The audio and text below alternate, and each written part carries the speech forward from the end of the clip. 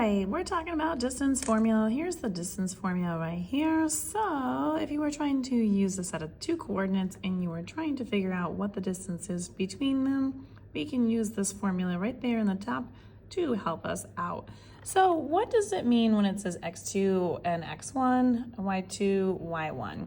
Well, we simply pick one set of the coordinates. The x is always the first number, the y is always the second. And then we can pick which one we want to be the ones and which one we want to be the twos. Typically, I usually just go with the first set that I have as my ones. So I'm going to call that x1 and y1. And then these ones are going to be x2 and y2.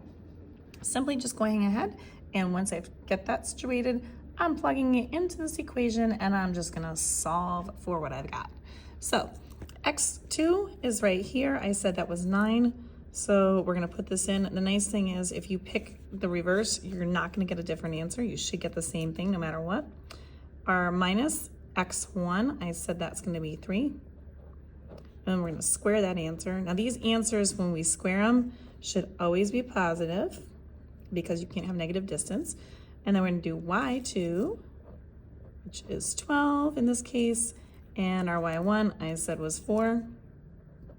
And we'll square that. And then last, we want to do the square root at the end. So 9 minus 3 is 6, so we'll do 6 squared. Over here, 12 minus 4 is 8. We'll square that as well. And then finalized step afterwards is gonna be to square root it. So square root of 6 times 6 is, 6 squared, 6 times 6 is 36. 8 squared, 8 times 8 is 64. We'll add those together. That adds up to be 100. So we'll take the square root of 100. And that means that my distance between those 2 points would be a total of 10 units. And if you want more questions like this, you can find them on my YouTube, Instagram, and TikTok, You Want Algebra. And these are all going to be located in the Pythagorean Theorem playlist on all of those channels. Don't forget to like, share, follow it for more, and let me know if this has helped you.